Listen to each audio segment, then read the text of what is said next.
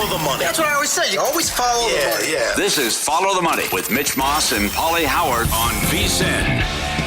Here we go. It is Follow the Money on VSiN, the Sports Betting Network. This show is brought to you by DraftKings. Mitch Moss, Paulie Howard. Live in downtown Las Vegas from the Circa Resort and Casino. We are loaded today, as always. In this hour, we have NFL. How about the news yesterday with NFL Comeback Player of the Year? If you missed that, that's coming up in about 15 minutes. We'll preview the Buffalo Bills. We have Win Some, Lose Some. Great guests on the program today as well, including Nigel Seeley on Euro 24, Jeff Seeley, Travelers Championship, and Nate Geary a little bit later on Bills Mafia. Paulie, that game was awesome, in my opinion, last night. The Stanley Cup. And Edmonton won it 5-3, and Florida took money the entire day. They closed as a $1.62 favorite in that game last night. Everybody lined up to bet the Panthers. That moved, I think, 27 cents at DK. And another avalanche of goals in this game. So this is flipped now, the series, after 3 games. And the last 2 that we've had. And we go back to Edmonton now, and I'm actually a little bit surprised by the price. DraftKings opened up around, I think, $1.18 last night. They're $1.25 this morning, and Circa is holding tight on Florida. And Edmonton, they have the Oilers minus 117. The total's still 5.5. Bad Bob. Oh, yeah. And McJesus does it again. This is so good. This could be like Yankees, Red Sox. I mean, you come back down 0-3, and plus you could end the drought for Canada and Canadian teams, what they could do here. And you're right how this is flipped. I thought for sure it was going to be a sweep. And now what they've done, it's 15 goals in the last 7 periods. And now you're seeing Gretzky, Lemieux, McDavid discussion, because that's the rare air that he's in about how well he's playing. And the goal, the assist to set up Perry, a thing of beauty, weaving between 2 guys, and then to make the pass, to come around to put it right on his stick, and then to go up 4-1, and then they got to sweat it out, what happened with the drama. So 29 teams have been down 0-3 in the Stanley Cup final. They're the 4th team to force a Game 6. I know you remember it well. The 42 Maple Leafs came all the way back to do it, but I cannot believe that how this has flipped, how they found something. It went back to the 3rd period of Game 3 when they were down 4-1, and they come back and lose 4-3, though. But everything Knobloch does works. Now we have an entertaining series, the Conn Smythe angle, which we'll get to. This is madness, and I'm with you. I can't wait for Friday, and that was a fantastic game. Okay, what am I missing here? 3 things from last night, maybe more. That assist to Corey Perry was a 10 out of 10. That's exquisite. That's a thing of beauty. It's art from Connor McDavid. How about the angle on his one goal? He talked about he was mic'd up. Yeah, I think he said something along the lines of, what do you think of that angle? Right? And then this might get lost because of what happened right after it, but the guts, the heart, the determination by Tkachuk to do whatever it takes to not allow that goal to go in with the empty net, that combined with the camera work deserves an Emmy from last night. All of the angles, they're catching him going in face first, the look on his face from above all of it. That I'm getting goosebumps thinking about that play last night. And unfortunately for Florida, McDavid's right there to put it back into the net. What if he saves that? They come back down with the extra man and score a goal to tie it up. That's top 5 moment in sports history. And if they go on to win the cup because of that? Yes. The hustle and then debris. I don't know how we can get there. It's this with close. The stick. I know. Oh, fantastic.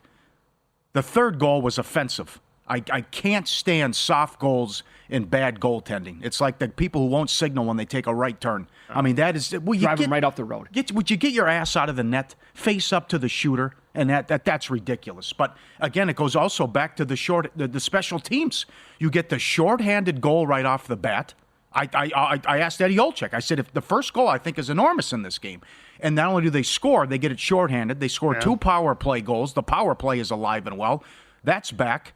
And as Scott Van Pelt said, it was like Sega 94 hockey, the goal, coming in and putting it past Bob to start the game. So there's so much going on, I can't get enough of it. How about the Skinner thing now? Skinner's 9-0 in games 4 through 7 of a series. Well, that's how wonky I know that is wonky. I love it. So and then it's always hyperbolic, prisoner of the moment and stuff. So now we talked about this on air about can he win the Conn Smythe, And now he's the favorite. He's $1.40 at DraftKings. McDavid, after the 4-point game, he's the only player in history to have 8 points in back-to-back Stanley Cup final games. He can't do it. People won't, and then it's over. Forget about it now. And you think he's got it locked up, but he was 7-1, and now he's the favorite, and they're down 3-2 in the series. Okay, so they needed that win last night, because I don't think voters give it to a player. Like, let's say Florida wins the game 3-1 last night. It's a 5-game series, and McDavid is not really on the score sheet, and Bob's pretty good. It's going to go to Bob or Barkov after last night. However, now that he played that game again, I'm to the point of where, and I'm not telling you to rush out and lay $1.45 with this guy because I don't know how voters would do this. I'm telling you how I would actually vote and I have Bobrovsky, by the way. You were out one day. Mike Palm was in. I said, what about Bob? And Mike's response was, what about Bob? And we both bet him. And I'm holding a 9-1 ticket on him, and he got to -$5. That's a dead ticket, in my opinion. He was a $5 favorite. Yes. Yep. So, as the guy holding Bobrovsky, I'm telling you, it's a dead ticket. Win or lose right now, McDavid has to win. Come on. He has to win. We just went through this with Jason Tatum. Tell me the player I know who deserves it over McDavid, win or lose. I still think there's artifacts and relics that are going to say I'm not going to give it to a guy on a losing team. And that's why I can't tell you I'm betting it or don't go and rush and bet it today because I don't know how they're going to vote for this thing. Yeah, we just went through this with Jason Tatum. Oh, he's 1,100 in play. He doesn't get it, Brown. Oh, look at put it this way. McDavid has a much better case, in my opinion, than Tatum did. did. Question. I know. Yeah. This is you're in Gretzky-Lemieux territory. That's it. Messier last night. It's Bobby Orr, Gretzky, and Messi. And Gretzky for and most Lemieux. points in a single postseason. Also, I've never seen a guy play like this. Right? Yes, it's 42 points in 23 games. He has a point in over half their goals. I guess the one scenario where I could be dead wrong on this is what if Florida goes to Edmonton and blanks them? That seems like a gigantic like that's not going to happen probably at this point. Tell me, Paulie, former goalie here, the little man on his shoulder. Absolutely. Is it loud and clear right now? Oh, yeah, he's barking at him? Absolutely. He's talking. He doesn't know what to make of it. He doesn't know. You got to have confidence in this sport and at this position. And if you don't have confidence, you're cooked. And he doesn't have confidence. He is out of his mind and out of control with that third goal. That's horrible technique. That's asinine what happened. And once you give up one, it just starts building. And now he's rattled. I mean, again, 15 goals in the last 7 periods. And what happened in the third period of Game 3 has carried over. Remember what happened out here last year. He was atrocious. That's right. And he can't put all of it on the goalie. But he was atrocious out here in the Stanley Cup final. And they just chased him. They almost chased him last night. He was holding on for dear life. And now if they get one early on Friday, absolutely. Here's why I'm drawing a line through both those guys at the top for the Panthers. We just talked about it with Bobrovsky. It's been a disaster here for two plus games. And what was all the talk with Barkov when he got down to plus 105? Wayne Gretzky, the great one, said it himself on national TV on one of the telecasts. He called him the best defensive player in essentially 40 years, maybe a little bit longer than that. Why? Because he was neutralizing and basically shutting down Connor McDavid. Bye-bye. Mm-hmm. That's not happening anymore. So Barkov McDavid figured him out and this entire team. And he's got 8 points in 2 games, so you can kiss Barkov goodbye as far as I'm concerned as well. What if they win Friday? Then what does the price get to? Then is it over? What if Edmonton wins 4-3? He has 2 points. Oh, he has to be then $8. Really? He's got to be Ohtani MVP territory. Wow.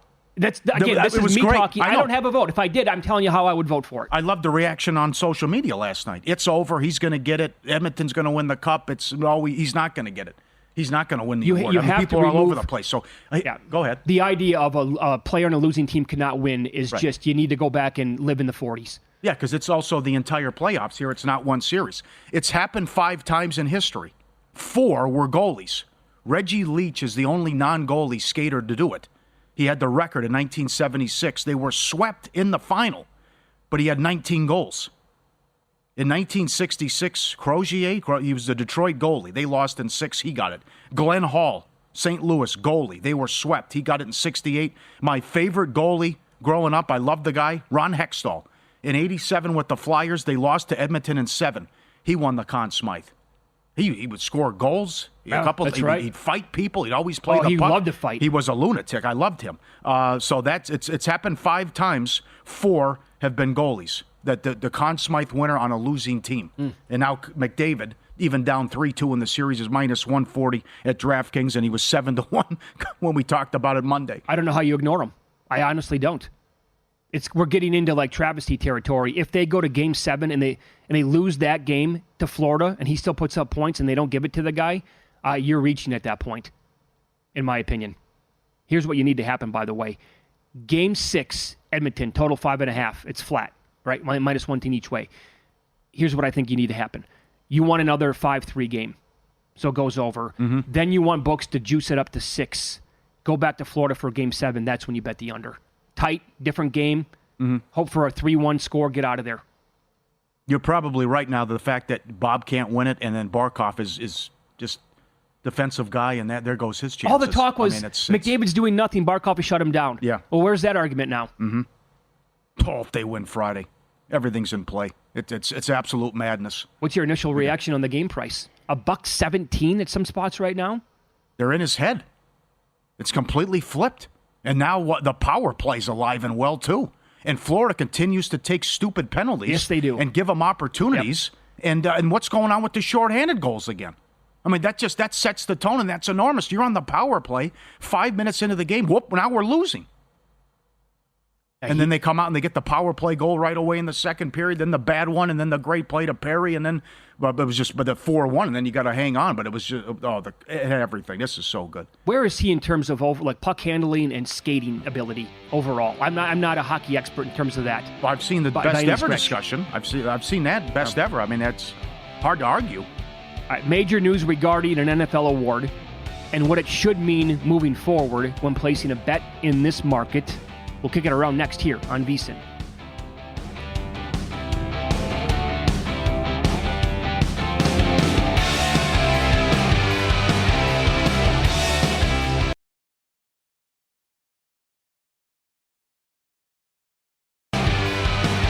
We're excited. Our NFL betting guide comes out next week. All the predictions, the props, the picks, the best bets. You must be a VSiN Pro subscriber to get the guide. Sign up for $1.99. It's yours. We throw in an extra month for free. 13 months, less than 50 cents a day. Best bets, every host, every guest. The betting tools, the betting splits, the betting guides. Code FTM. FTM. Claim your discount and bonus month. FTM at VSiN.com/subscribe. We were talking about sports movies in the previous segment. Jeff Seeley coming up in a few minutes here, or a few seconds actually. I do have a question though.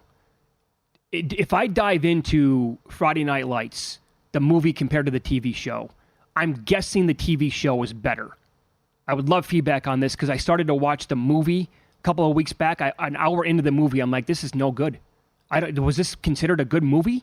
Because I've heard nothing but rave reviews about Friday, but it has to be the TV show that's good, not the actual movie with Billy Bob Thornton. Am I correct on that? Hit me up at Mitch Moss Radio, at Paulie Howard at VSiN Live on X. What's the one Denzel's in? That's very good. Remember the Titans. Remember the Titans. Very good movie. Yes. Indy Jeff Seeley joins the program now. He is on the Progressive guest line talking some Travelers Championship and on X at Cupmaker Jeff, and the Cupmaker podcast is the name as well. Jeff, let's begin here. Were you licking your chops to fade Rory McIlroy this week after his debacle at the end of the U.S. Open last weekend? Yeah, I mean, I certainly wasn't going to play him, right? And I think the more interesting question is going to be, as we look down the road going 10 towards the Open, is he going to be playable? I've already seen some people say you got to pound him. He's going to be out for blood and win this thing. I certainly am not going to bet him to win, but I think it'll be really interesting. To be honest, I don't know quite what to think, but I'm not going to play him to win the Open. I can tell you that. All right. Mm-hmm. So when you're looking at this course, and we've been talking to you now for like 4 or 5 years, it's a short course, very short, 6,800 yards. So when you see something like that, who are some of the guys that you're automatically going to gravitate towards? Well, it used to be Webb Simpson back in the day, but anymore it's guys like look at Brian Harman, right? He's a perfect example. Not a big hitter, and he's had a lot of success here. So you look at Harman, he's had his last 5 trips here. He was 2nd, 8th, 5th, miscut 8th. So, I mean, right off the top, he's a guy you look at. He's 40-1, finished inside the top 25 in 4 of his last 6 events. So I look at this and say, even a top 30, like he's minus 165, top 30 on DraftKings.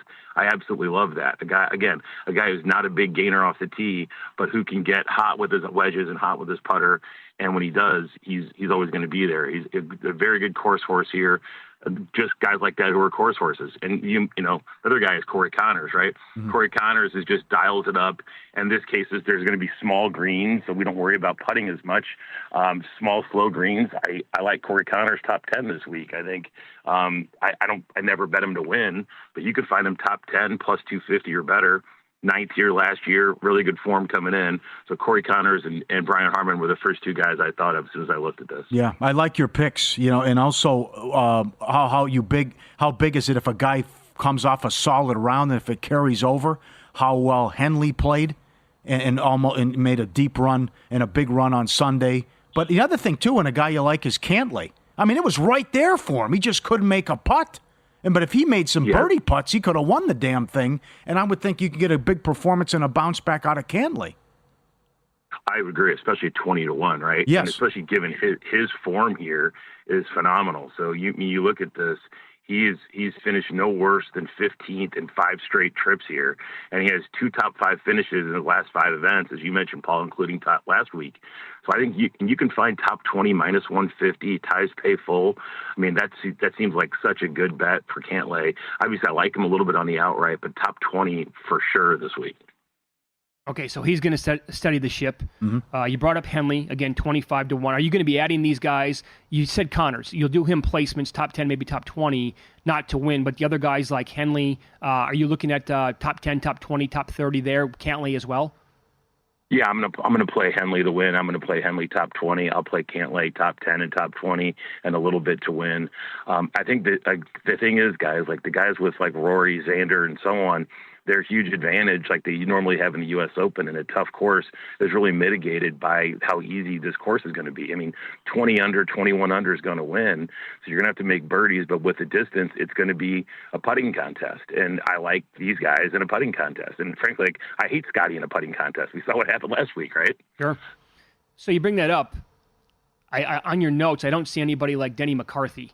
Would he be worth a flyer in some other world this week because the putting can be so good? Oh, for sure. He's like on my DraftKings player pool and all the guys that I listed on my site for everybody I'm interested in. Denny's certainly on the short list. I can make a case for him. Again, Henley. But what's interesting with Henley is he has been really good. Like the only 2 people who've been very consistently gaining in approach around the greens and putting better than Henley are Morikawa and Xander. That's it in this field. Like he's been that good. So I mean, 25-1, top 20 on Henley. He's an amazing form, and he's a really, really good putter right now. So I really like his chances. And then guys, look, the number 1 putter on medium to slow bent grass greens over the past 36 rounds is Jason Day. And I got him. I got him at FanDuel at 110-1 here a few weeks ago. Now, excuse me, a few days ago. You can still find him universally at 80-1 or so. So I love Jason Day this week, especially the top 20, because he's such a good putter. Former number 1 player in the world. The putter's hot. If he even putts wedges are even average. Jason Day, we know he can absolutely win a golf tournament, and that price is absurd for a player who's that good. I'm seeing around plus 210 for him to go top 20. You like that price? I love that price. Yeah. Okay. So he's one bomb. Let's go another guy who's bombs away, not quite at 110-1, but you got JT Poston at 80. Why do you like him? Guys, he took second here 2 years ago, and he's another guy. He's sort of a poor man's Brian Harman. He's another guy who can get hot with the putter, really good around the greens. His wedges can get hot, not a huge gainer off the tee. Doesn't have to be this week. So, again, shown he can play well here. Second place 2 years ago. If the wedges get going, JT Poston can compete in a game, again, that I think could be a putting contest. Very good. The podcast is called the Cupmaker Podcast. He's on X at Cupmaker Jeff. Before you came on, we were talking about sports movies, but also TV shows that you watched all the way through, even though you didn't like it. Anything come to mind for you? Gosh, it's funny. Now, in terms of TV shows, I watched all the way through, even though I didn't like it. I will say this. I started out when I really kind of had to make myself watch Game of Thrones at first, because at first it was kind of slow for me and I didn't like it. Obviously, I loved it in the end. But that was one I started out slow for me. Shows I watched all the way through. I can't think of anything because I'm quick to quit on some shows if I don't like them. So am I. That's the thing. It's a tricky question, no doubt. Yeah. All right, pal. Thanks for the time as always, the breakdown as well, and best of luck this week. We appreciate it. So, take care. There you go. Well, that surprised me. A Game of Thrones starts off with a bang. Well, the end of episode 1. Well, yeah, I don't. Yeah. It was. I understand there's so many characters, and if you don't read the books, but I was hooked right away on Game of Thrones, and to me, nothing can top that. Now, poor finish, but again, that's on HBO, and that they hired people to do this who didn't know what they were doing. Sure. And once it got away from the books, the wheels came off. But That's why it is a difficult question, because why would you watch a show that you give, like you rate around a C+? You're waiting for it to get better. I brought up again White Lotus again because the hype on this show from people, you got to watch, you got to stick it out. You got to keep watching. I'm telling you, it's going to get better. some good ones. Ray Donovan's another good one. That got bad. Ray Donovan. I like Willie Beeman. Let the women screaming. Westworld. I still have no idea what's going on. Me either. I'm with them on that. Yeah. It's really weird. I like the idea of it, but that's a show that if you're not paying attention to every single second, you're going to be completely lost. Yeah. It's wacky. Not Your Average Joe on X. 24. CSI. ER. Alias. My mom loved ER. She was a nurse, but the Clooney thing and right. What was going on with that show, and that was, man, I never got into it. Tim says that Friday Night Lights actually could have made the list. The first 2 seasons were great, but it completely fell off. He says you cannot have a show about high school kids after they graduate. All right. Yeah. Kelly says Paulie's right about good sports movies. Oh, I can give you a big list. I'm just telling you that there's the list of sports movies that are bad. It completely outweighs the sports movies that are good. A lot of them are completely disastrous. I don't think you can do it. Chew on that all day. Make a list when you got time. Of what, bad movies? I want to see. We could do a 3-hour podcast on this. I'd have 1,000 movies. Okay, now compare it to all the good ones. Now, hold on. Let me bring up some good ones that are going to get lost. Kelly brings up Seabiscuit. Awesome. Really? Very good sports all right. movie. Didn't see it. Well, the number one, am I out of line here? Yeah. Number one sports movie of all time with a bullet to me is Hoosiers. It's in the running. Caddyshack? I love Slapshot. Slapshot, very good, obviously. I laugh so hard when I watch Slapshot. I'll run for cover after I say this. Rodney Dangerfield was so bad in Caddyshack. Oh, no. Ted Knight saved the movie. Oh, no. Without a doubt. We'll touch on today's Major League Baseball card up next. What a mid-season pickup for this division-leading team.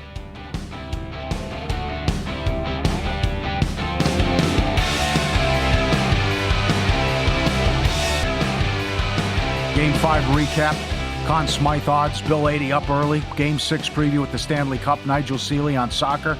And Wes Reynolds on the golf. Check it out every day. VSiN.com. Best bets, betting splits, articles, betting guides, and betting tools. Bookmark it. Check it out. Visit it every day. VSiN.com. All right, a Buffalo Bills preview on tap here as Nate Geary joins the program, covers a team WGR 550 in Buffalo, and he is on the Progressive guest line. Nate, thanks so much for the time today. How are you? My pleasure. I'm well, and you? I want to begin with this. Doing well. For, a handful of years now, probably a good, 3-4 years anyway, this team has been power rated as highly as the Kansas City Chiefs. They've been favored occasionally against KC. They've been right there at the top of the AFC odds board. You look at it now in June of 2024, they are behind the Chiefs. They're behind Baltimore and Cincinnati. They are now tied with Houston, and they have the same odds as the Jets. I know some people expect this team to really fall off this year. Do you agree with where they're sitting in terms of the odds board to win the AFC? I think it's probably a fair spot for them. Listen, they've struggled. They've been hitting their head on the ceiling in the AFC divisional round for the last couple of seasons. Obviously, a few years ago, that amazing divisional game against the Chiefs, and the year before that, losing in Kansas City in the AFC Championship game. That's really the ceiling that this team has reached as it was currently constructed. And, obviously the trade is Stephon Diggs this offseason, and, losing what we believe is Micah Hyde to retirement and Jordan Poyer to the Dolphins and Mitch Morse they decided to release as well. And I think if you're an outsider or you're an odds maker and you're looking in on this team, you're saying, well, they lost a lot of really key pieces. But I think here in Buffalo, there's this sort of cautious optimism, right? Because they got younger, they got a little bit faster, and they got Josh Allen still, right? I mean, and that's probably the most important piece for this team. If Josh Allen is healthy, they've got a fighting chance. But listen, I think Houston's a really interesting team. Obviously, a lot of it was made of the Stephon Diggs trade and maybe the best trio of wide receivers in the NFL, and C.J. Stroud year 2. Here's my thing with Houston is, I think I heard this from Chris Trapasso of CBS Sports, talk about the fact that C.J. Stroud had the same turnover-worthy percentage, so throws that were considered turnover-worthy as Josh Allen last year, but had only 6 interceptions.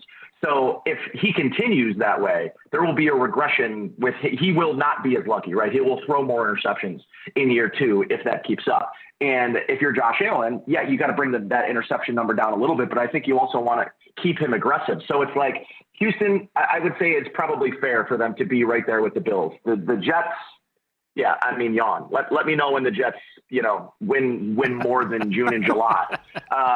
So, for me, the Ravens, their best move is getting an aged, running back. And I guess that should help them, but they lost a lot on defense. And the Kansas City's Kansas City. So, I think for me, they're probably slotted right where they belong. And I think it's probably where they're most comfortable. They're not a team, the way they're built, the culture, where I think that being the front runner, being a top dog, was probably an uncomfortable position for them. And I think now where you kind of have that underdog mentality, you don't have to manufacture that, and it's a real thing. I think it's gonna help them as they kind of get ready for the season and into the season and beyond. Okay, all fair points. So where they lose Davis and Diggs, as you mentioned. So where are you at with Coleman and the new wide receivers, or is it more of they play like they did at the end of last year, and I loved it with the ground and pound and the emphasis on the rushing attack and get Cook going? Or get the tight ends involved? How do you see that playing out? Well, I definitely see Dalton Kincaid as being this team's tight end 1, and maybe the league's tight end 1 when it's all said and done. I think he is going to be their leading pass catcher. I think he's going to lead in targets, catches, yards, and probably touchdown catches. And then it's kind of like, well, who's behind him? And obviously, Keon Coleman's there, their second-round pick from this year. And listen, I like Keon a lot. I think he's got a lot of really interesting potential in taking over probably what Gabriel Davis's role was last year, that big outside boundary receiver. But I think the guy to me, well, I'll give you 2 names. I think the guy to me is Khalil Shakir, who towards the end of last season, when you were talking about that run that they went on to make the playoffs, Khalil, to me anyways, looked like he had sort of overtaken Stephon Diggs. And in terms of targets, it kind of that bore out as well. But I think to me, the other guy, Curtis Samuel, had his best season with Joe Brady as the offensive coordinator in Carolina a few seasons ago, coming from a Washington team that obviously, wasn't particularly successful and had a lot of other mouths to feed. I think both those guys are probably poised to be your number 2 and your number 3 pass catchers in terms of targets. So a lot will be, figured out over the next couple of weeks and months ahead. They've got Marquez Valdez-Scantling as well, who they signed in free agency. They signed Chase Claypool. And as a Notre Dame fan, I didn't really understand the Chase Claypool signing just based on where he's been in the last 2 years of his career. But he's popped a little bit during mandatory minicamp. So we'll kind of see how the rest of that battle plays out. But to tell you that I think they're going to just become a run-oriented team, they're going to turn around and hand the ball to James Cook and their 4th-round pick from this year, Ray Davis from Kentucky. I'm not sure that's really going to be a reality. This is I think still will be a pass-first offense. I just think it will look different. I think they will rely more on yards after catch, right? I think they want to get the ball in the hands of Khalil Shakir and James Cook and Curtis Samuel and let those guys sort of, cook after the catch. So I think you're going to see more short game. But I also think to me anyways, the vertical game really might come from the middle of the field with Dalton Kincaid and Dawson Knox at the tight end position. Mm-hmm. All right, very good. It's Follow the Money here on VSiN, the Sports Betting Network. Nate Geary, our guest, Buffalo Bills radio host, WGR 550 in that city. Okay, so they're scheduled to begin. Let's go first 6 weeks here. They're a 7-point favorite at home in week 1 against Arizona.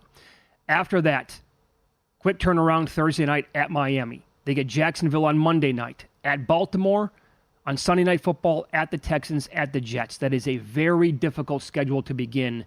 Let's just pretend for a second that they're 2-4. Is McDermott in trouble at all? I don't think so. Listen, I mean, obviously the start of last season was tough for them. And then they went on their run, won the division, made the playoffs, and made it to the division round, right? I think that where this franchise was, the owner, Terry Pegula, hiring Sean McDermott and then Brandon Beane has solidified so much, has brought, I think, a level of consistency within the building and the organization. It'd have to really be bad. I mean, they'd have to win 4 games this year, and then maybe he's on the hot seat for the following season. He just signed a contract extension a year and a half ago. This is a team that before Sean McDermott was here and Terry Pegula had the team, it was sort of a laughing stock, right? I mean, they were the Jets.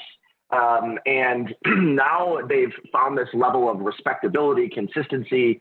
And I think because of that Sean McDermott has earned, and right or wrong, some fans don't agree with this, but has earned, I think, a very long leash.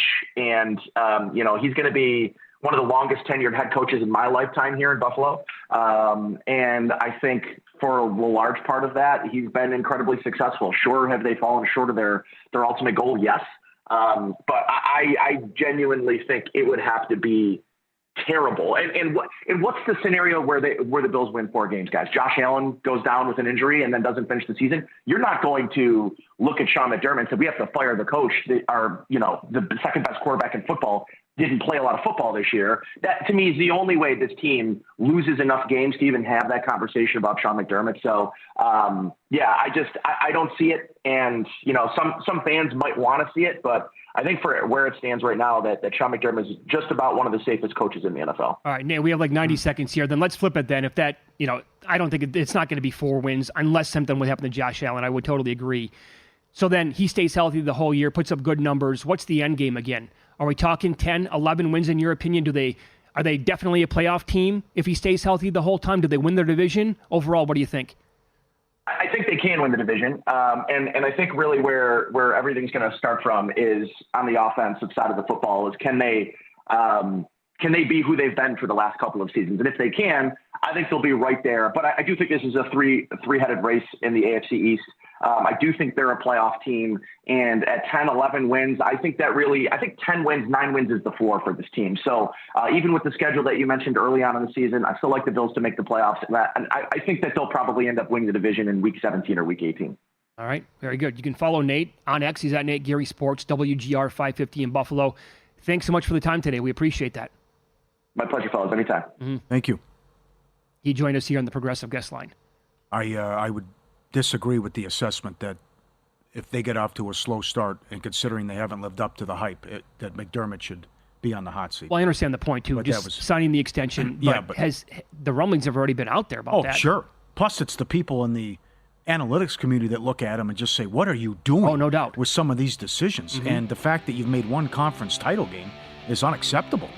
Tell you, this might be the year to get on Josh Allen. I've never bet him, I don't think, to win MVP or Offensive Player of the Year. If he carries this team to a playoff spot and maybe a division with lost Diggs, again, what's to really love on offense? Mm-hmm. Maybe in-pocket plays coming up next year on VSiN.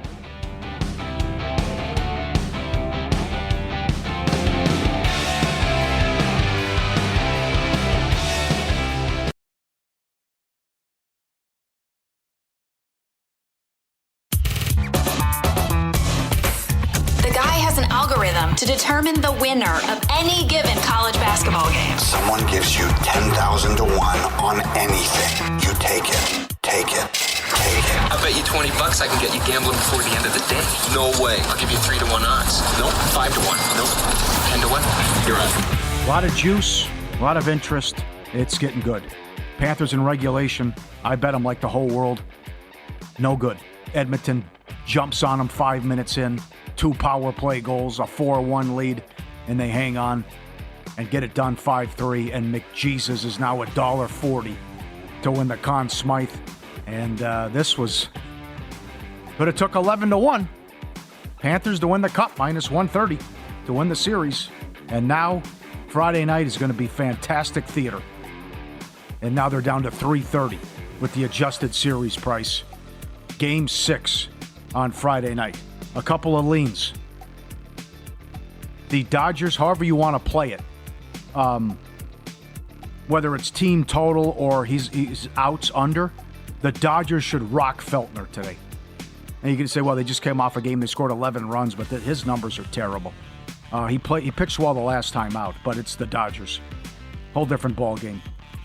And it's Miller against Feltner, and the Dodgers are $1.90. The total's 11.5 at 540. And to me, until you see a pulse and a turnaround, the Aces are laying 6.5 tonight against the Seattle Storm. I can't. The way they're playing defense and this bad run they're on, Seattle blows them out last meeting by 13. They lose to LA, huge favorite. Minnesota buries them by 14. They beat Phoenix, but they allow 99 points and don't cover. And now the Liberty take them out. They were favored by 3.5 in that game, and they lost at home and allowed 90 points there. The defense has been non-existent. They've lost 4 of 5. They are 500 on the season. To me, they can't be 6.5 tonight. What do you have for a total? Can't be. 170, 171? Okay. 171.5. Yeah, the Storm's going to be a play. Oh, yeah. Mm-hmm. Those are recommendations here. Yesterday with the player props in Major League Baseball, how about this? The teams of the players I bet on, each one, they combined for, I think, 18 runs. The 2 players I bet on, 0 for 9 overall. Freddie Freeman, home run, quarter unit, no good. Francisco Lindor, blazing hot going into the game. He was 0 for 5. So those are losers.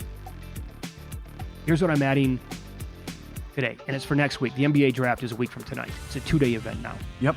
So I bet this a while back at 13-1. I'm adding more. This appears to be real. A lot of steam. We'll see how this goes over the next couple of days. But this is the latest. Draft Express pointed out that the Atlanta Hawks, number 1 pick overall in the draft, they've been unable to bring in Alex Starr for a workout. Alex Starr has been favored to go number 1 for months now. And Donovan Clingan is a real candidate to go number 1 overall. Quote, the Hawks have been unable to bring Alex Starr in for a workout to this point, but the door remains open for that to potentially happen. Clingan appears to be the main rival of the other kid at number 1 overall. 13-1, locked in that. I'm locking in more at 6-1, and then we can maybe maneuver a little bit closer to the draft as well. So Clingan to me worth another bet at this number, NBA draft. All right, good luck. Getting close.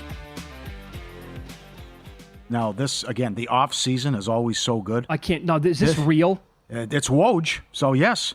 Number 1, Siakam signs an extension big time with the Pacers. Okay. 4 for $190. So Siakam will stay in Indiana. Here's your big boy. After just 1 season, the Detroit Pistons have fired Monty Williams. He has 5 for $65 left on the deal. New president Trajan Langdon will move to make his own coaching hire now. 2-time NBA Coach of the Year, lured to Detroit with an insane offer, a 6-year deal, which, remember, it was talked about when the Lakers were dancing with Hurley. How could you not give him as much money as Monty Williams? But that's how much money Detroit gave Monty Williams, and then they were just a horror show this year, and now they're in a total rebuild, and so one and done.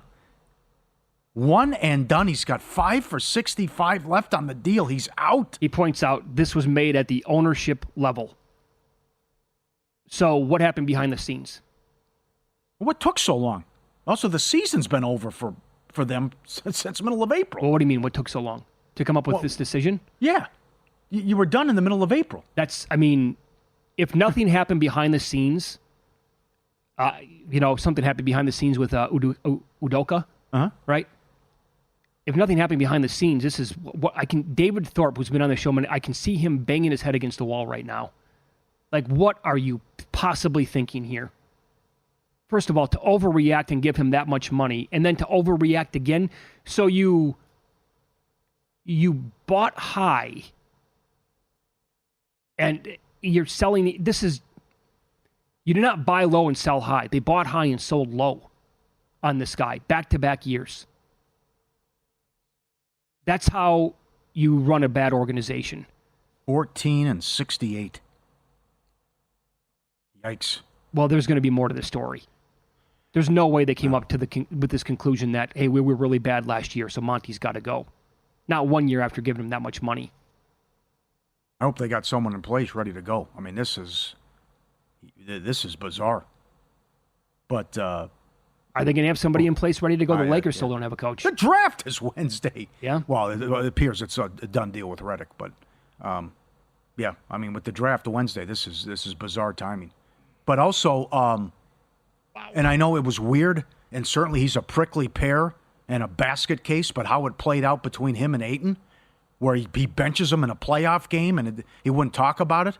There was a lot of people pointing out how bad the job he did and his attitude in some of the comments, which I don't know. You go back, I know he's won the award a couple times, and people thought he did a great job in Phoenix. Well, maybe it just had a lot of talent. I don't know. But certainly people ripped him for the job he did and some of the questionable moves and not helping the young guys get this rebuild going and instill confidence and yada, yada, yada. But in any event, that's 5 for 65 still I can't left. believe that. To pay him that much money when he's not a Kerr or a Popovich or someone like that. The Hurley I can absolutely understand. If you want to try to steal a Hurley, okay, fine. But well, I mean, Monty Williams, all that money. Hello, we're going to start. Coaches now are going to start being on this level more and more. $20 million for a coach per year is going to be the norm at some point. Well, everything's going to go up, right? Yeah, you're going to get $70 billion TV deal. All that goes up. Wow. Certainly. Yeah, and just how much money look at what the organizations are worth. Look what the franchises are worth. Yeah. I'd like to know like the number of great candidates that are out there anyway. For an NBA head coaching job, it can't be a long. I mean, you got to be looking at an assistant, but that's how many times that happened. Darvin Ham was supposed to be an awesome assistant with Milwaukee, like one of the best in the entire NBA. They gave him 2 years in LA. Nope, no good. Bye-bye. Right? You get this kind of stuff all the time. This guy's next in line for a head coaching job. Then he goes to a bad team a lot of times. Like, okay, no, didn't work. You know what? And I know the Lakers, the people are bringing this up. The Riley thing kind of was a fluke.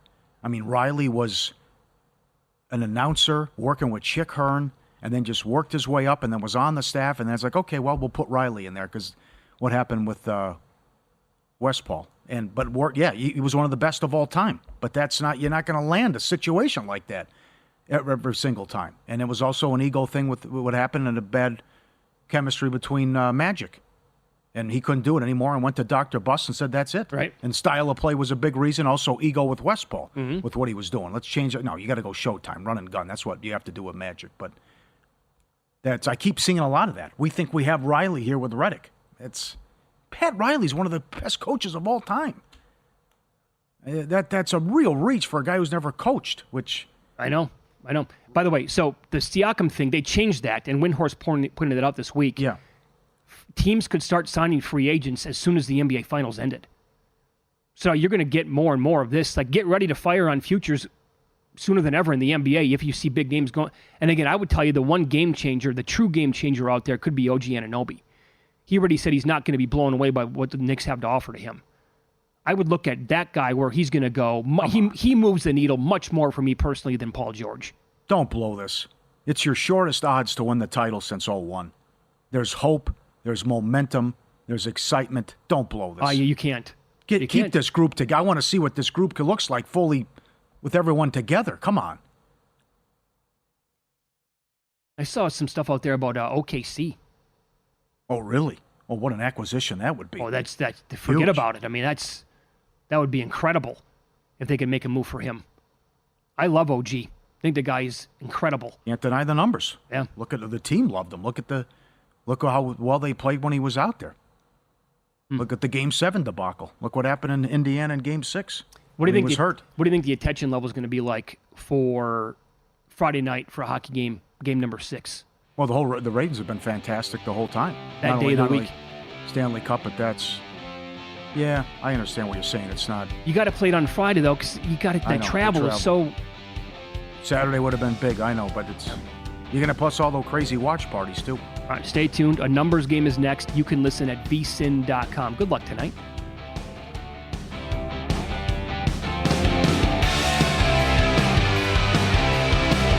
For the ones who get it done, the most important part is the one you need now. And the best partner is the one who can deliver. That's why millions of maintenance and repair pros trust Grainger, because we have professional-grade supplies for every industry, even hard-to-find products. And we have same-day pickup and next-day delivery on most orders.